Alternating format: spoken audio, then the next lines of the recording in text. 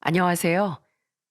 몇 번이나 제 마음을 무너뜨렸던 힘든 일들을 모두 극복하고 가족들과 행복하게 살고 있는 60대 여성입니다. 원래 평범하게 사는 게 가장 어렵다고들 하죠. 10년 전부터 저에게 안 좋은 일이 연속으로 터지면서 나는 왜 남들처럼 평범하게 살지 못할까 많이 한탄했답니다. 더군다나 저뿐만 아니라 딸아이의 마음을 다치게 하는 일까지 생기고 나니 세상이 참 밉더라고요. 하지만 세월이 흐르고 그 모진 풍파를 다 이겨내면서 지금은 남부럽지 않게 행복한 삶을 즐기고 있어요. 제가 이렇게 강한 힘을 얻을 수 있었던 건 다 사랑하는 제 딸아이와 듬직한 사위 덕분입니다. 제가 오늘 여러분께 해드릴 얘기는 우리 예쁜 사위에 대한 얘기예요. 제 배 아파 낳은 건 아니지만 이제는 제 아들이라고 할 수 있을 만큼 소중한 사위랍니다. 제 얘기를 들으면서 여러분들도 같이 울고 웃을 수 있는 시간이 되셨으면 좋겠어요. 그럼 제 이야기를 시작해 보겠습니다. 결혼 후 딸 하나, 아들 하나를 낳은 전 남편과 함께 서울 근교의 화훼단지에서 비닐하우스 하원을 운영했습니다. 그곳에서 꽃과 식물들을 팔며 두 아이를 키우고 대학에 보냈어요. 듬직한 체격에 부리부리한 눈매를 가진 남편은 남자다운 겉모습과는 달리 누구보다도 꽃과 식물을 사랑하는 여린 사람이었습니다. 저는 그런 남편과 함께 꽃향기와 플레움을 맡으며 살아가는 그 생활이 너무 행복했어요. 여보, 왜 그렇게 피식피식 웃어? 뭐 재밌는 일이라도 있는 거야? 아니, 당신이 그 소뚜껑같이 커다란 손으로 꽃에 물을 주고 있는 게 웃겨서 그렇죠. 산적같이 무섭게 생긴 사람이 이파리 하나 다칠까 숨도 참아가며 조심하는 걸 보니 재미있어서요. 아무리 겉모습만 보고 판단하면 안 된다지만 당신은 참 의외라니까요. 그 옛날 당신이랑 선자리에서 만났을 때 겉모습만 보고 거절했다면 저 아마 후회했을 거예요. 남편은 꽃을 사랑하는 만큼 자상하고 섬세한 성격이라 아이들도 남편을 무척이나 좋아했습니다. 매일 근엄한 표정으로 야단치는 다른 집 아빠들과는 다르게 저희 남편은 항상 아이들에게 미소로 대했으니까요. 저는 정말 결혼을 잘했다는 생각이 들었습니다. 이런 행복 속에 살 수 있다면 남들보다 일찍 죽어도 여한이 없을 거라고 생각할 정도였죠. 그런데 제가 과분한 행복을 너무 오래 누렸던 탓일까요? 늘 웃음이 끊이질 않던 우리 집에 어느 날 충격적인 불행이 찾아오고 말았습니다. 여보, 이렇게 갑자기 날 두고 가버리면 어떡해요? 우리 애들 결혼해서 손주 낳는 건 같이 보기로 했잖아요. 나중에 진주 결혼할 때 부케도 당신이 예쁘게 만들어주기로 했으면서 이렇게 가버리면 어떡하냐고요. 여보, 이렇게 누워있지만 말고 제발 일어나서 대답 좀 해봐요. 제발요. 딸아이가 28살이 되던 해 남편은 췌장암으로 그만 세상을 떠나고 말았습니다. 너무 늦게 발견한 탓에 차마 손도 써보지 못하고 허망하게 가버렸어요. 남편을 한순간에 잃어버린 전 세상에 홀로 떨어진 기분에 화원 안에 있는 낡은 소파에 앉아 매일같이 울기만 했어요. 하늘도 무심하시지. 세상에 나쁜 사람이 얼마나 많은데 데려갈 사람이 아무리 없었어도 그렇지. 어떻게 우리 착한 진주 아빠를. 여보, 나 이제 어떻게 살아야 해요? 이 하원도 애들 키우는 것도 평생을 당신과 함께 해왔던 것들이잖아요. 난 당신이 없는 이 세상에서 살아갈 자신이 없어요. 제가 그렇게 슬픔에 빠져 지내는 동안 대기업 연구소에 취직해 일하고 있던 딸은 시간이 날 때마다 저에게 들러 위로를 해주곤 했어요. 하지만 남편을 잃은 충격이 너무나도 컸기에 딸의 위로는 별로 도움이 되지 못했죠. 그런데 어느 날 제가 있는 화원에 찾아온 딸이 대뜸 작은 화분 하나를 내밀더군요.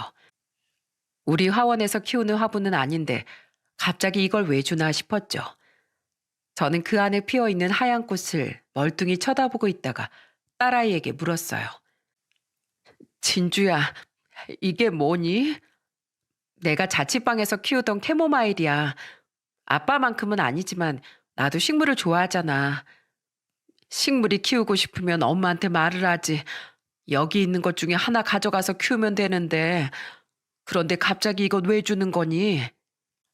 엄마, 캐모마일의 꽃말이 역경을 이겨내는 강인한 힘이래. 그리고 그거 알아? 캐모마일 향기를 맡으면 정신이 안정되는 효과가 있대. 그래서 불면증에도 좋다고 하더라고. 엄마 요즘에 잠 잘 못 자잖아. 그래서 엄마 주려고 가져온 거야?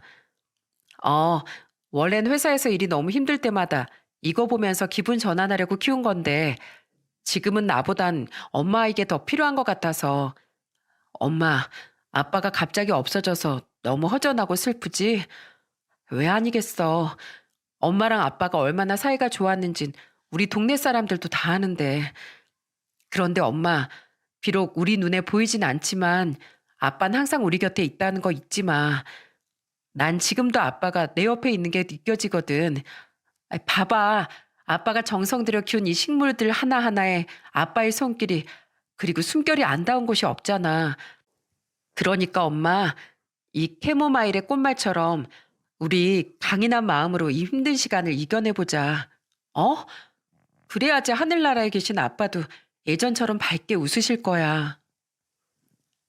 역시 그 아빠의 그 딸이라고 평소에 꽃말을 하나씩 저에게 가르쳐주며 이 작은 생명에 얼마나 좋은 의미가 있는지 얘기하던 남편의 모습이 떠오르더군요. 그제야 저는 눈물을 닦고 딸아이가 얘기한 대로 남편의 흔적이 가득한 화원의 모습을 둘러보았습니다. 그 커다란 손으로 이파리에 쌓인 먼지를 닦고 화분을 갈고 물을 주던 그 모습이 생생히 떠올랐어요. 남편이 길가에서 주워와 깨끗이 닦아놓은 이 소파도, 구멍 뚫린 비닐하우스에 손수 수선한 흔적도, 그 어느 곳을 둘러봐도 전부 다 남편의 손길이 안 닿은 곳이 없더라고요. 그런데 그때 잎이 병들어 노랗게 변해 있는 금전수 화분 하나가 제 눈에 들어왔습니다. 워낙에 튼튼해서 물만 가끔 줘도 잘 사는 나무인데 제가 슬픔에만 잠겨 얼마나 관리를 안 했으면 저렇게 됐을까 싶더라고요. 그제서야 저는 남편과 그 오랜 세월 가까운 이 화원을 제가 망치고 있다는 생각이 들었습니다. 저는 딸아이가 건네준 캐모마일 꽃을 내려다보며 결심했습니다. 힘을 내서 이 역경을 이겨내겠다고. 남편이 그동안 우리 가족을 위해 헌신하고 노력했던 만큼 저도 가족을 위해 꼭 일어서겠다고요. 나중에 하늘나라에서 다시 남편을 만나게 될 때 혼자서도 애들 다 결혼시키고 손주까지 돌봐주며 잘 살아왔다고 뿌듯하게 얘기할 수 있도록 말이죠. 그 후 저는 다시 일상을 되찾고 열심히 화원을 운영했습니다. 처음엔 예쁘게 핀 꽃을 볼 때마다 남편이 떠올라 남몰래 우는 일도 많았지만 그것도 몇 년이 지나고 나니 괜찮아지더군요. 이제는 예전에 남편이 그랬던 것처럼 예쁘게 커가는 식물을 보며 웃기도 하고 꽃을 친구 삼아 말을 걸어보기도 하며 즐겁게 지낼 수 있게 되었어요. 그렇게 몇 년이 지난 어느 날 딸아이가 결혼할 사람이라며 남자친구를 데리고 왔어요. 영화 모임에서 만났다는 예비 사위의 첫인상은 제 마음에 쏙 들었습니다. 어머니, 처음 뵙겠습니다. 진주 남자친구 이신우라고 합니다. 아, 그리고 이건 영양제인데요. 진주가 어머님 건강을 많이 신경 쓰는 것 같아서 제가 나름 좋은 걸로 챙겨봤는데 마음에 드실지 모르겠네요. 예비사위는 그렇게 말하며 양손에 바리바리 싸들고 온 영양제를 제게 건네주었어요. 훤실한 키에 서글서글한 눈매, 뿔테 안경을 낀 그 모습이 딴짓이라곤 절대 안 할 것 같은 모범생처럼 보여 더욱 마음에 들었던 것 같아요. 직업이 의사라고 했는데 직업도 직업이지만 특히나 식사 자리에서 우리 딸아이를 챙겨주는 그 모습이 너무 다정해 보여서 마음에 쏙 들었답니다. 자, 내가 살 발라줄게.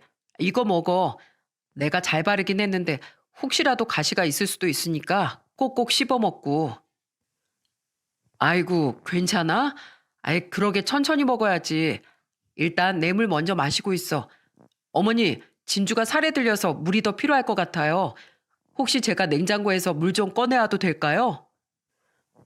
우리 딸아이를 마치 보물처럼 아껴주는 예비 사이의 모습에 저도 모르게 입꼬리가 올라가더군요.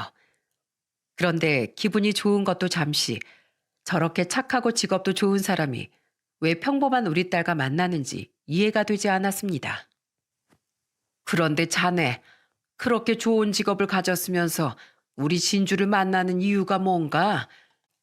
옛말에 의사 사위를 두려면 열쇠 세 개를 줘야 한다는 말도 있지 않은가? 그런데 우리 집은 알다시피 그럴 만한 여유도 없고 또 진주도 자네처럼 전문직은커녕 그냥 평범한 연구원인데 말이야. 아이, 열쇠 세 개라뇨. 전 그런 건 신경 쓰지 않습니다. 어머니, 저는 진주라는 사람 그 자체가 좋아서 결혼하려고 하는 거예요. 비록 진주가 저보다 나이는 몇 살 어리지만 존경할 만한 사람이라고 느꼈거든요. 그리고 대기업 연구원은 뭐 아무나 되나요? 전 진주가 열심히 공부하며 꿈을 향해 달려온 모습이, 그리고 연구원이 되겠다는 꿈을 이루고 나서도 나태해지지 않고 계속해서 노력하는 그 모습이 정말 멋있더라고요. 그런데 매일 연구에만 몰두해 자기 생활은 없을 것 같은데도 영화 모임에도 꾸준히 나오고 취미 생활까지 열심히 해내는 걸 보니 와, 정말 대단하더라고요. 이 사람은 정말 부지런하고 자존감이 높은 사람이구나 하는 생각이 들었다니까요. 거기에 성격도 상냥하고 얼굴도 세상에서 제일 예쁜데 어떻게 제가 안 좋아할 수 있겠어요? 뭐라고? 세상에서 제일 예쁘다고? 진주가 아무리 내 딸이라지만 그건 아닌 것 같은데 너무 축혀 세워주는 거 아닌가? 에이, 축혀 세워주는 게 아니라 제 눈엔 정말로 세상에서 제일 예뻐 보여요. 세상에 어떻게 이렇게 완벽한 사람이 있을 수 있나 늘 궁금했는데 오늘 어머님을 뵙고 나니까 알 것 같아요. 진주가 어머님을 닮아서 이렇게 완벽했나 봐요. 저는 우리 딸아이를 너무나도 아껴주는 그 모습에 반하지 않을 수가 없었습니다. 고생한 저에게 하늘에 있는 남편이 내려준 선물이란 생각이 들 만큼 믿음직스러운 사윗감이었어요. 예비사위는 그 후에도 딸아이와 함께 제가 운영하는 화원에 자주 놀러 왔습니다. 우와, 어머니, 이 꽃 너무 예뻐요. 아, 어디서 봤는데 식물들도 말을 알아듣는다고 하더라고요. 아마도 어머님이 워낙에 말씀도 예쁘게 하시고 심성이 천사같이 고우시다 보니 꽃들도 어머님을 닮아 이렇게 예쁘게 자라는 건가 봐요. 그쵸, 어머니? 듣기 좋은 말을 골라 하며 제 기분을 좋게 만드는 건 기본이고 무거운 짐도 날라주고 식물 돌보는 일도 도와주며 정말 아들처럼 행동했습니다. 오히려 진짜 제 아들인 둘째 아이보다도 더 저에게 잘했던 것 같아요. 어느 날은 예비사이가 주말에 같이 남이섬에 놀러 가자길래 오랜만에 화원 문을 닫고 남이섬으로 떠났습니다. 어머니, 원래 남이섬에 오면 이 춘천 닭갈비를 꼭 한번 먹어봐야 돼요. 닭갈비가 다 거기서 거기라고 말하는 사람도 있지만 그래도 기분 내는 맛으로 먹는 거잖아요. 제가 쌈 싸드릴 테니까 한번 드셔보세요. 아, 어때요? 드실만 하세요? 사이가 싸주는 춘천 닭갈비를 맛있게 먹고 남이섬에 들어가 기차도 타며 즐거운 시간을 보냈습니다. 메타색 화이어 나무가 양쪽으로 쭉 펼쳐져 있는 산책로에 들었었을 땐 가슴이 뻥 뚫리는 기분이 들었어요. 매일 식물에 둘러싸여 있으면서도 이런 자연 속에 들어온 건 오랜만이라 기분이 너무 상쾌하더라고요. 사위의 성화에 오리배도 처음 타보면서 동심으로 돌아간 기분까지 느끼고 나니 이 행복이 영원했으면 좋겠다는 생각이 들었습니다. 그런데 역시나 사람이 항상 행복할 수만은 없나 봅니다. 저에게 도저히 감당하기 힘든 불행이 다시 한번 찾아왔거든요. 어머니, 요즘 안색이 너무 안 좋으세요. 혹시 최근에 건강검진 언제 받아보셨어요? 나? 작년인가 재작년인가. 그런데 내 안색이 그렇게 안 좋나? 요즘에 개업화분 주문하는 손님이 많아서 피곤해서 그런 걸 거야. 어, 피곤해서 그렇다고 하기엔 낯빛이 너무 안 좋으세요. 혹시 모르니까 건강검진 꼭 받아보세요. 제가 일하는 병원에 제일 빠른 날짜로 예약해 드릴게요. 결국 사이가 근무하는 병원에서 건강검진을 받은 전 청천벽력 같은 소식을 듣게 되었습니다. 바로 제가 유방암 판정을 받은 거였어요. 비록 제일 가까웠던 남편이 췌장암으로 세상을 떠나긴 했지만 암이라는 건 남한테만 해당되는 얘기인 줄 알았습니다. 그런데 막상 제가 유방암에 걸렸다고 하니 눈앞이 너무 캄캄하더라고요. 여보, 내가 암이래요. 당신 떠나고 나서 우리 예쁜 진주랑 동우 시집장가 혼자서 보낼 생각에 걱정이었는데 이젠 그것마저 못 해주게 생겼어요. 이제 어떡하면 좋아요. 애들한테 부몰리는 고통을 어떻게 또 준단 말이에요. 하늘도 무심하시지.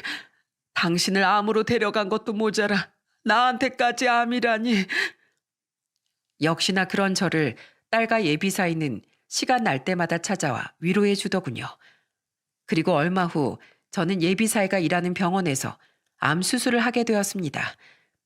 예비 사이가 정성껏 챙겨준 덕분인지 저는 수술을 무사히 끝낼 수 있었어요. 항암 치료를 받기 시작하며 머리카락이 숭덩숭덩 빠지는 바람에 결국 머리를 밀어야 했지만 수술이 잘 끝났다는 사실만으로도 만족하기로 했죠. 여전히 예비 사이는 딸과 함께 저에게 주기적으로 찾아와 제 건강을 틈틈이 챙겼습니다. 그런데 시간이 갈수록 한 가지 의문이 생기더군요. 딸아이가 결혼할 사람이라며 데려온 게 벌써 몇 년 전인데 아직도 결혼에 대해 아무런 진척이 없었거든요. 자꾸만 결혼을 미루는 것 같은 이상한 느낌에 예비 사이에게 단도직입적으로 물었습니다. 자네, 우리 진주랑 결혼한다면서 도대체 언제 결혼할 생각인가? 이제 둘 다 나이도 찰 만큼 찼는데 얼른 인사도 드리고 상견례도 해야지. 내가 혹시나 걱정돼서 묻는 말인데 혹시 사돈댁에서 이 결혼을 반대하나? 그러자 예비 사이는 말없이 고개를 푹 숙이더군요. 마치 죄 지은 사람처럼요. 알고 보니 사돈댁에선 자기 아들이 우리 딸과 만나는 걸 극구 반대하고 있는 상황이었더라고요.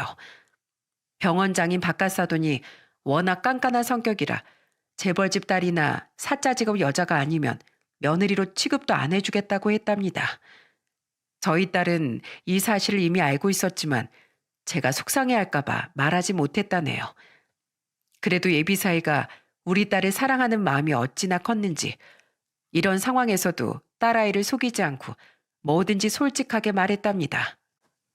아, 정말 미치겠다, 진주야. 아무래도 이번에 또 아빠가 만든 선자리에 나가야 할 것 같아. 아빠랑 친한 병원장 딸이라나 뭐라나. 난 정말 가기 싫은데 어차피 결혼은 너랑 할 건데 왜 자꾸 다른 여자랑 선을 봐야 하는지 모르겠어. 진주야, 차마 부모님 말씀을 거역하지 못하는 바보 같은 날 용서해줘. 비록 어쩔 수 없이 선자리에 나가지만 나한텐 너밖에 없는 거 알지? 절대로 네가 아닌 다른 여자랑 결혼하는 일은 없을 거라고 약속할게. 나중엔 참다 못한 예비 사이가 결혼을 반대하는 부모님에게 폭탄 선언까지 했다고 하더라고요. 엄마, 아버지, 저 더 이상 선 안 보겠습니다. 저번에도 말씀드렸지만 전 사랑하는 사람이 있어요. 그 사람과 결혼해서 가정을 꾸릴 거고 아이도 낳아 행복하게 살 거예요. 그러니까 다신 저에게 선보라는 얘기 하지 마세요. 하지만 그 말에도 불구하고 예비사도는 여전히 결혼을 강하게 반대했다고 합니다. 저는 너무 속상했지만 현실이라는 벽이 너무 높아 어떻게 할 수 있는 방법이 없었어요. 그런데 어느 날 정말 뜬금없게도 예비사돈 측에서 먼저 상견례를 제안해 오더라고요. 몇 년 동안 그렇게 극심하게 반대를 해오던 분들이 왜 갑자기 상견례를 하자고 하는지 이해가 되지 않았습니다.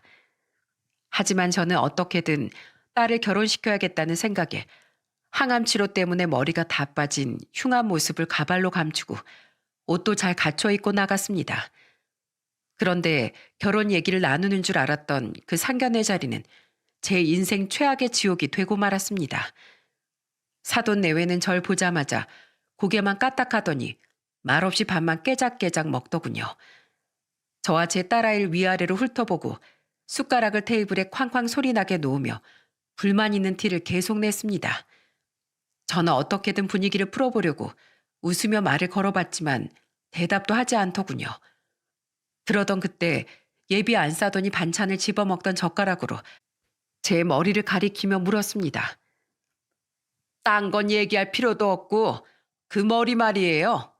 혹시 가발이세요? 그러고 보니 눈썹 숱도 없는 게 설마 암이나 뭐 그런 건 아니죠? 예? 갑자기 그게 무슨... 갑작스런 질문에 저는 어떻게 대답해야 할지 몰랐습니다. 어쨌든 사돈지간이 될 마당에 알 건 알아야 하니 유방암 수술을 했고 항암 치료 중이라고 말하려고 하는데 예비 안사돈이 제 얘기는 듣지도 않고 자기 할 말만 줄줄 늘어놓더라고요. 아니 집안에 암 환자가 있으면 재수 없잖아요. 그쪽도 아시죠? 암이 유전인 거.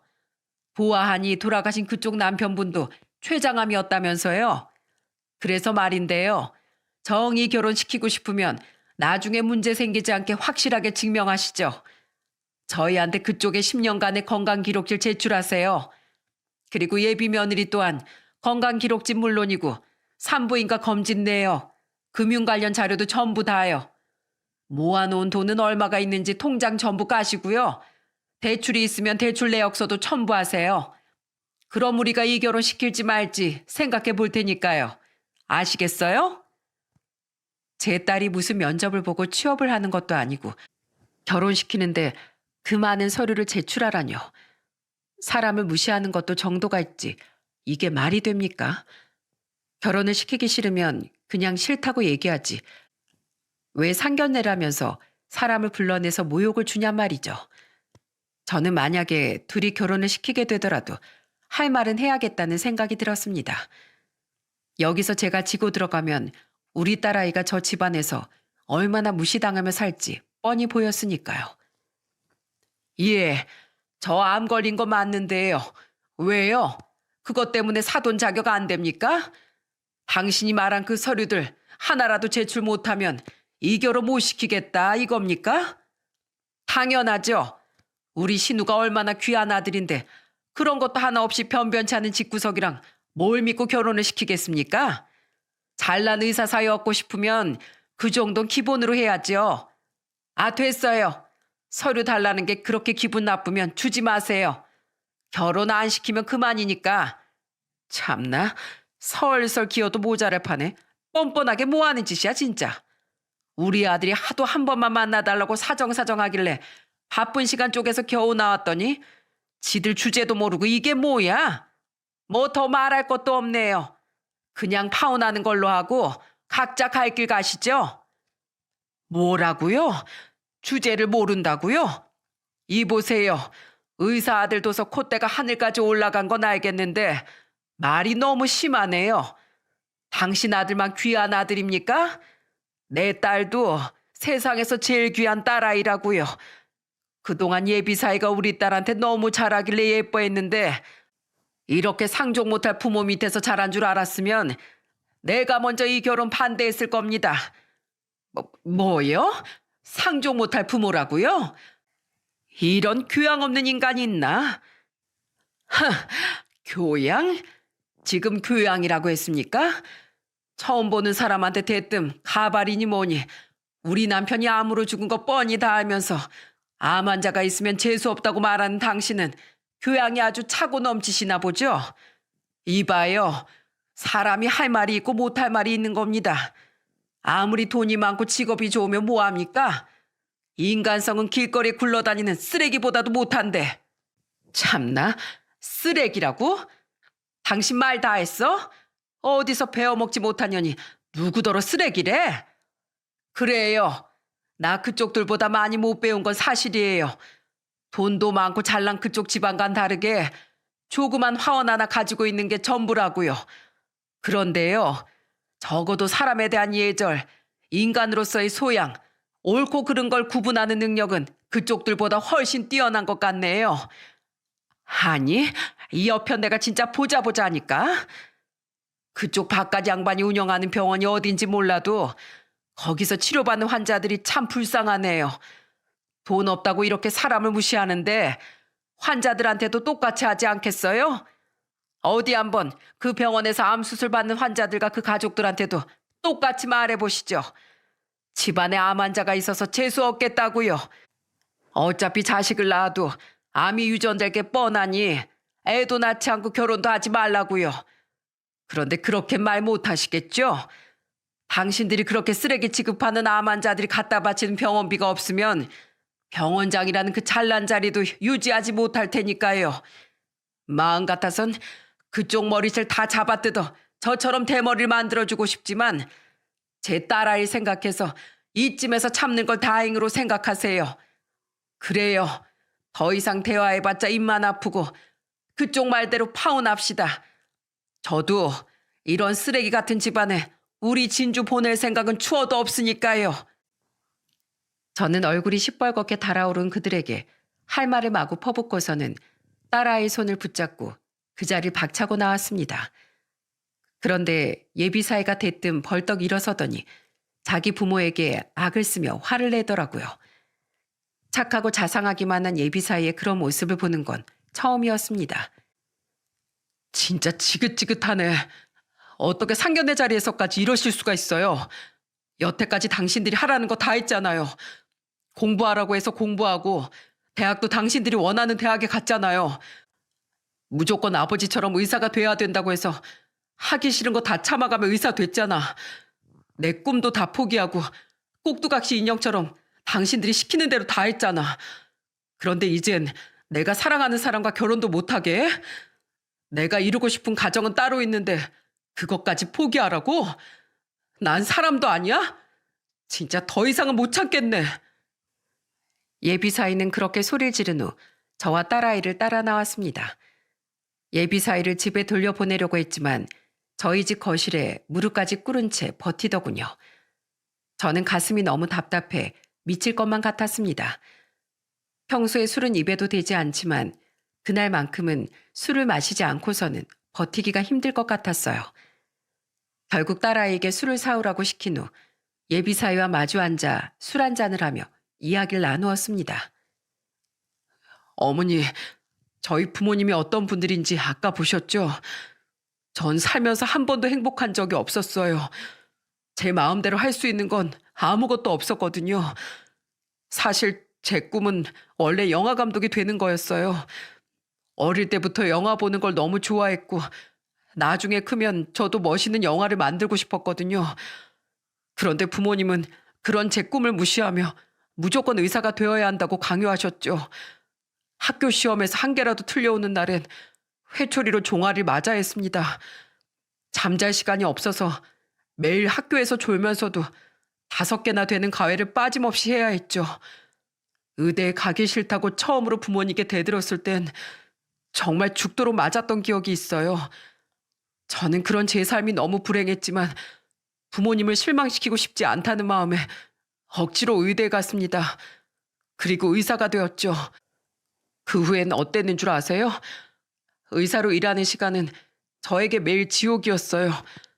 고통에 찬 환자들의 신음소리를 들을 때마다 위독한 환자의 심장이 멈추는 걸 볼 때마다 정말 죽고 싶을 만큼 우울했으니까요.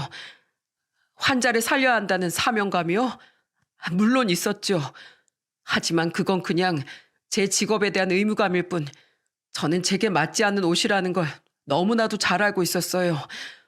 그렇다고 환자를 돈으로만 보는 것도 못하겠더라고요. 그냥 모든 게 다 저에겐 지옥이었어요. 매일 밤에 지친 몸으로 침대에 누울 때마다 제 존재는 과연 무엇일까 고민했어요. 한 병원의 의사이자 부모님의 잘난 아들. 그런데 아무리 생각해봐도 그것뿐이더라고요. 저라는 존재 자체는 이 세상에 없는 것 같았어요. 전 그냥 부모님이 마음대로 조종하는 꼭두각시 인형, 그 이상도 이하도 아니었다고요. 손까지 바들바들 떨며 서럽게 우는 예비사이의 모습을 보자 너무 안쓰러워 제 가슴이 찢어질 것만 같았습니다. 하지만 아무리 그렇다고 해도 쉽게 애들을 결혼시키기엔 고민이 되었어요. 그쪽 집안에서 반대하는 것도 문제였지만 결혼을 시킨다고 해도 우리 딸아이한테 얼마나 심하게 대할지 눈에 뻔히 보였으니까요. 착잡한 마음을 감출 수 없어 한숨만 푹푹 내쉬고 있는데 문득 TV장 위에 올려진 작은 통 여러 개가 보이더군요. 그건 바로 예비사이가 사다 준 영양제였습니다. 처음 우리 집에 인사하러 왔을 때부터 시작해 매번 떨어지지 않게 저에게 영양제를 챙겨주곤 했거든요. 그걸 보자 저는 답답했던 마음이 차분하게 가라앉으면서 제가 뭘 해야 할지 판단이 서더군요. 네, 저는 그렇게 예비 사이를 받아들이기로 했습니다. 앞으로 많은 고난이 있겠지만 그동안 그 아이가 보여준 진심 어린 모습을 믿었거든요. 저는 제 사윗감으로 그리고 제 딸의 남편감으로 그를 놓치고 싶지 않았습니다. 그래서 저는 예비 사위에게 너를 사위로 받아들이기로 했다고. 그런데 사돈 어른들은 어떻게 할 생각이냐고 물었습니다. 그건 걱정 마세요. 제가 오늘 집에 가서 결판을 내고 오겠습니다. 진주와 결혼하겠다고 마지막으로 통보하고 꼭 허락을 받아내고 말게요. 만약 그런데도 저희 부모님이 끝까지 반대를 하신다면 그럼 마지막 남은 방법을 쓰겠습니다. 부모님과 연을 끊고 진주와 결혼할 거예요. 더 이상은 부모님이 제 인생을 마음대로 조종하게 둘 수 없으니까요. 예비 사위는 비장한 표정으로 그렇게 말한 후 곧장 집으로 돌아갔습니다. 그런데 다음 날 저희 집으로 돌아온 예비 사위의 표정이 좋지 않았습니다. 어깨가 축 늘어져 있는 걸 보니 역시나 허락을 받지 못한 것 같더라고요. 착잡한 마음으로 바라보고 있는데 예비 사위는 저를 앉혀두고 이런 말을 하더군요. 어머니, 어쩔 수 없이 마지막 방법을 쓰고 왔습니다. 저요, 더 이상 그 집 자식 안 하기로 했어요. 결혼만 시켜주면 이 지긋지긋한 의사 생활도 군말 없이 하겠다고, 제 꿈도 다 졌고 부모님이 하라는 대로 다 하겠다고 했는데도 절 호적에서 파버리겠다고, 의사 면허도 당장 반납하고 나가라고 큰 소리로 호통을 치시는 걸 보니 설득은 불가능하겠다는 생각이 들더라고요. 그래서요, 어머니, 아니 장모님, 저 아버지께 의사 면허증 반납하고 왔습니다. 이젠 더 이상 부모님의 꼭두가시 인형이 아니라 이신우, 저 자신으로 살 테니 호적에서 파버리시라고 했어요. 이젠 저도 제 꿈을 지키고 제 가정도 지키면서 살아갈 거라고요. 예비사인 그렇게 말하고선 어깨를 들썩이고 숨이 넘어가도록 오열을 했습니다. 아무리 부모님에게 얽매이고 살아왔다고 하지만 부모 자식 간의 천륜을 하루아침에 끊는다는 게 어찌 쉬운 일이겠습니까? 당당하게 의사 면허증을 던지고 왔겠지만 아마 그 속은 이미 까맣게 타버렸겠죠. 그런 사위에게 제가 해줄 수 있는 건 그저 꼭 안아주고 마음속으로 응원해주는 것뿐이었습니다.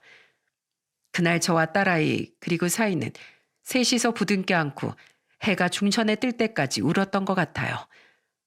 그날 이후 딸아이는 자취방을 정리하고 사위와 함께 저희 집에 들어와 살았습니다. 혼주석을 비운 채 결혼식을 올리는 게 영 마음에 걸려서 결혼식은 올리지 못했지만 혼인신고를 하고 둘이서 알콩달콩 지냈어요. 그리고 의사일을 그만둔 사위는 밑바닥부터 영화일을 시작했죠. 딸은 사위가 영화감독의 꿈을 차근차근 이뤄나갈 수 있도록 뒷바라지를 시작했습니다. 사위는 자신보다 한참 어린 사람들 밑에서 잡일부터 하느라 몸고생 마음고생이 많았을 텐데도 여전히 저와 딸에게 잘해주었습니다.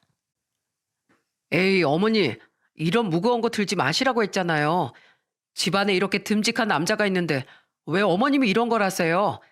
안 그래도 병원 다니시느라 기운도 없으실 텐데 이런 힘든 일 하다가 아프시면 제 마음이 너무 속상하잖아요.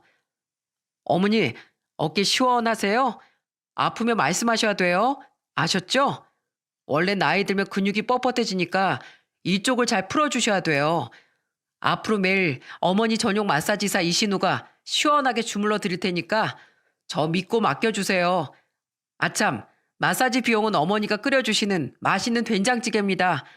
일주일에 한 번만 지불하시면 돼요. 날이 갈수록 저는 사위를 받아들이기로 결심한 저의 선택이 얼마나 잘한 일이었는지 깨닫게 되었어요.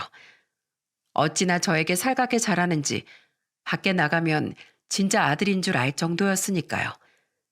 저는 여전히 항암치료를 받고 있긴 했지만 딸과 사위 덕분에 매일 즐거워서 그런지 빠르게 증세가 나아졌습니다. 의사 말이 1년 정도만 더 열심히 치료받으면 완치 판정도 받을 수 있을 거라고 하네요. 그런데 이런 행복한 시간 속에서도 단 한 가지 마음에 걸리는 게 있었어요. 그건 바로 둘이 결혼식을 올리지 못했다는 거였습니다. 혼인신고를 하고 법적으로는 부부였지만 인생에 단 한 번뿐인 결혼식을 못했다는 게 너무 안쓰러웠어요. 신랑 혼주석을 비우고라도 결혼식을 올려줄까도 생각했지만 아무래도 그건 아닌 것 같아 계속 마음 한편에 담아두기만 했습니다. 그렇게 사위랑 지낸 지도 어느덧 4년이 지난 어느 날 갑자기 제가 운영하는 하원에 깜짝 놀랄 만한 손님이 찾아왔습니다. 문을 열고선 쭈뼛거리며 들어온 건 다름 아닌 안사돈이었어요. 겨우 한 번밖에 안 본 얼굴이었지만 어찌 그 얼굴을 잊을 수가 있겠습니까? 기분 좋게 꽃을 다듬고 있던 전 그 얼굴을 보자마자 욕이라도 내뱉고 싶은 걸 겨우 참았습니다.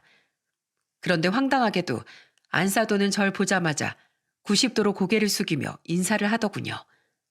상견례 때는 그렇게 아나무인으로 절 무시하던 사람이 이제 와서 저에게 고개를 숙이다니요.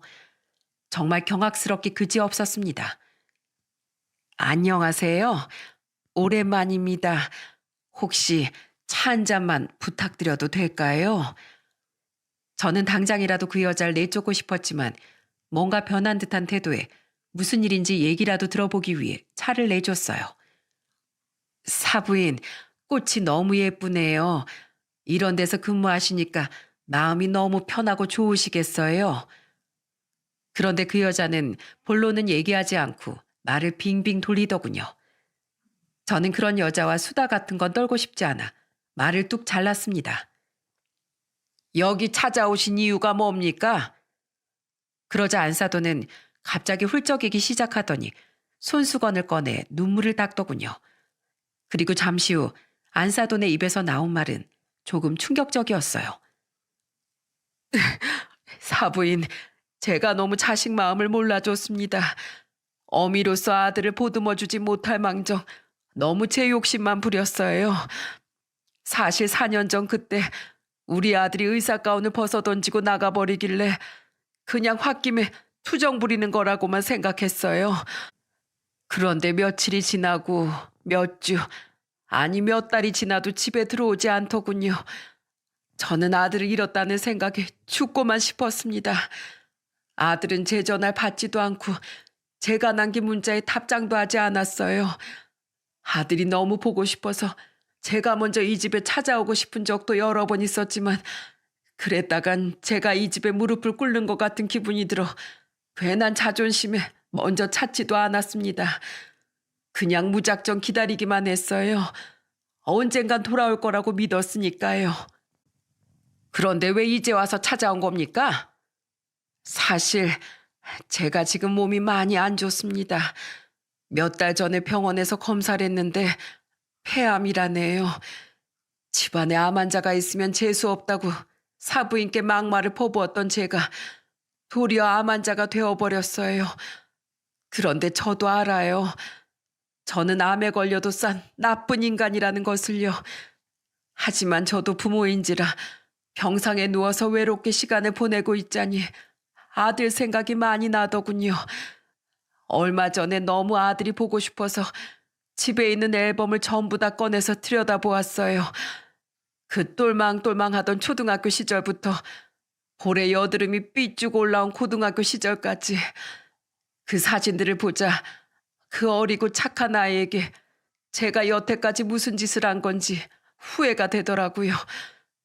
처음 아들이 태어났을 때 너무 예뻐서 넌 건강하기만 하면 된다고 엄마가 너 하고 싶은 거 다 하게 해주겠다고 약속했는데 제가 그 약속을 어겨버린 거죠. 그런데 눈에 넣어도 안 아픈 제 아이에게 그런 못된 짓만 했으니 전 천벌을 받아도 싼 엄마입니다.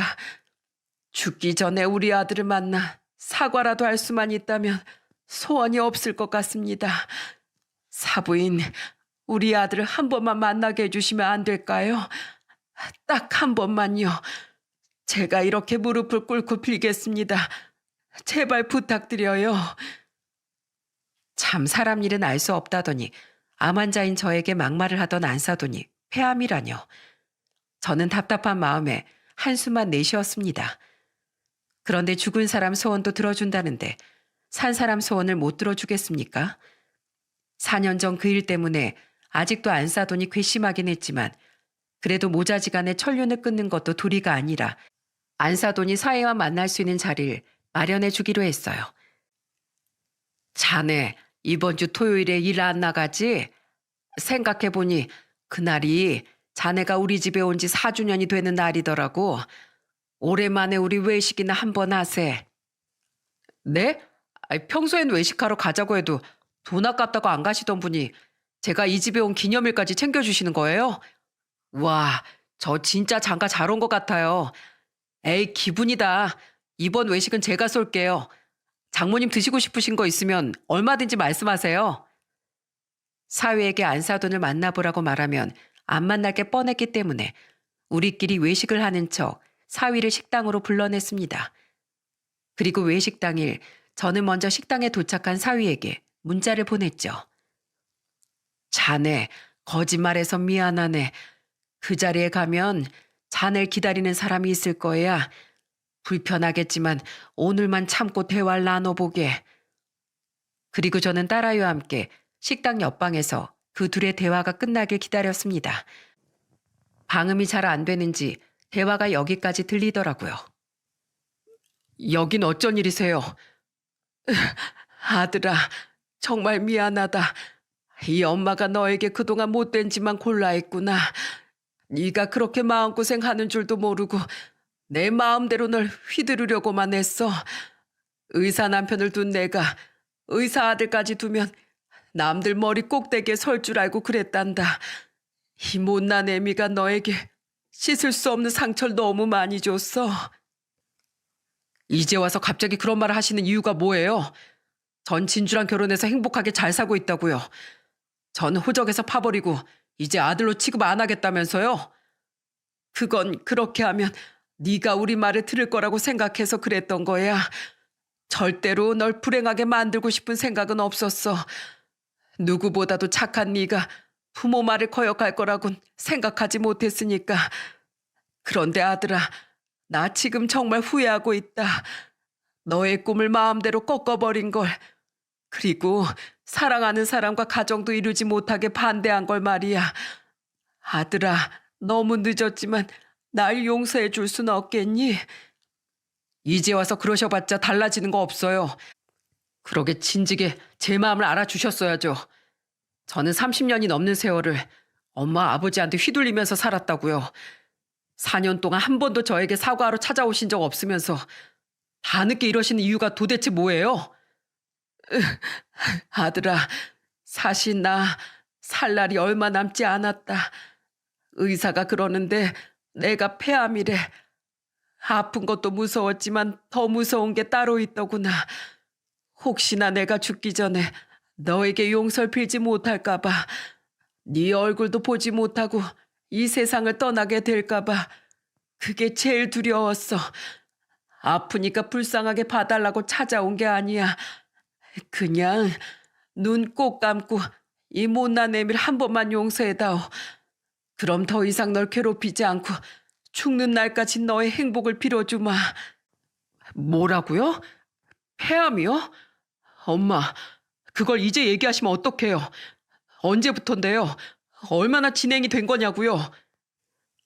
아무리 미운 부모지만 큰 병에 걸렸다는 소리에 사위는 오열까지 하며 안사돈을 걱정하더라고요. 역시 부모 자식 간의 천류는 쉽게 끊을 수 없나 봅니다.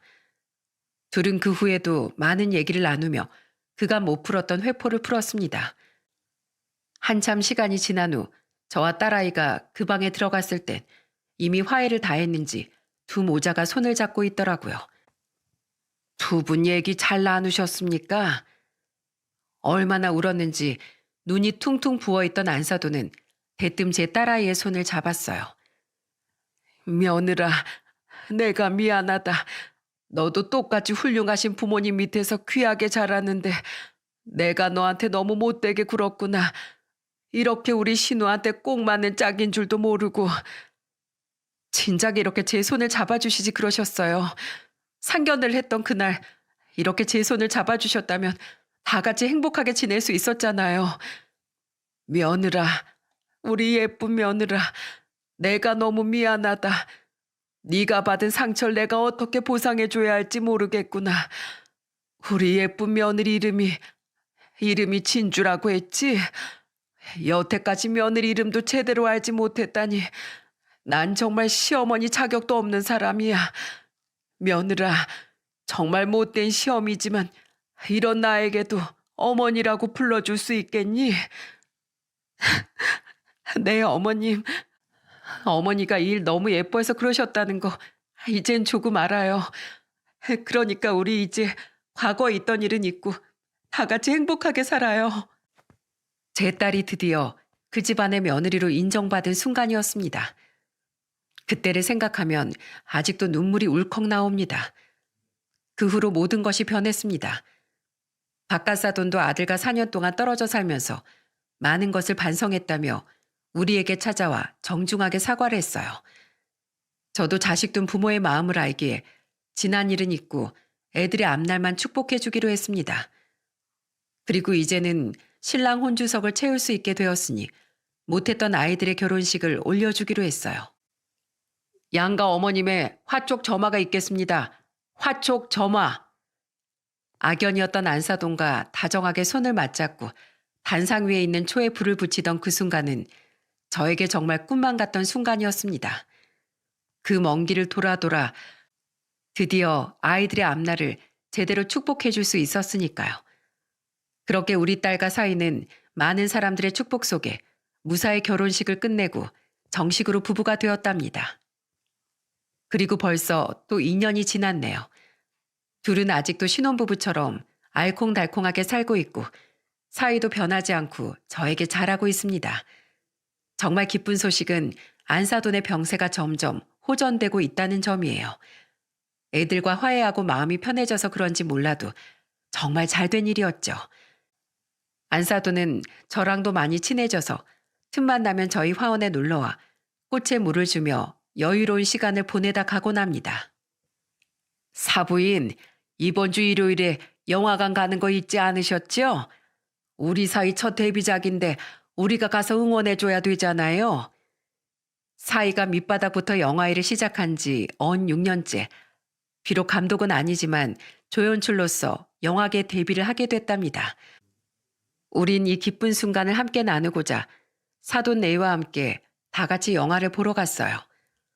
그렇게 영화일을 반대하던 사돈 네외가 영화가 끝나자마자 눈시울이 붉어져 사위를 꼭 안아주는 걸 보니 이제 행복할 일만 남았다는 생각이 들더라고요. 아, 그러고 보니 좋은 소식을 하나 빼먹었네요. 저 드디어 유방암 완치 판정받았습니다. 이제는 건강하게 운동도 하면서 아이들과 행복하게 살아갈 거예요. 여러분, 제가 이 사연을 보내게 된 이유는 어떤 힘든 상황에서도 이겨낼 수 있는 힘이 있다는 걸 알려드리기 위해서예요. 딸아이가 제게 선물했던 캐모마일의 꽃말처럼 여러분께도 역경을 이겨내는 강인한 힘이 반드시 내면에 있을 거라고 믿습니다. 여러분, 이번 주말엔 작은 화분을 하나 사서 캐모마일 씨앗을 한번 심어보는 건 어떨까요? 그 씨앗이 싹을 틔우고 꽃을 피워 여러분의 삶에 좋은 기운만 가져다 줄 수 있도록요. 여기까지 제 얘기 들어주셔서 감사합니다. 여러분의 가정에 항상 평온이 가득하시길 바랍니다.